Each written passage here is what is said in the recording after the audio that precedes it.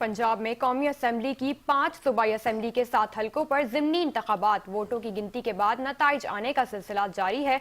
बेशतर नशस्तों पर लीगी उम्मीदवार कामयाब। पाकिस्तान मुस्लिम लीग नून की वाज़ेह बढ़तरी पर कारकुनों का पार्टी तराने और ढोल की थाप पर रक्स। हर तरफ खुशी का समा। ज़िमनी इलेक्शन के सिलसिले में लाहौर, फैसलाबाद, साहिवाल, डेरा गाजी खान, सरगोदा, मियांवाली और मुजफ्फरगढ़ में पोलिंग हुई।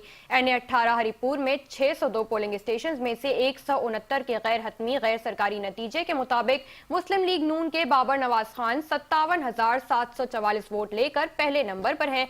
PTI की हिमायत याफ्ता आजाद उम्मीदवार शहरनाज उमर अयूब 57,608 वोट लेकर दूसरे नंबर पर हैं।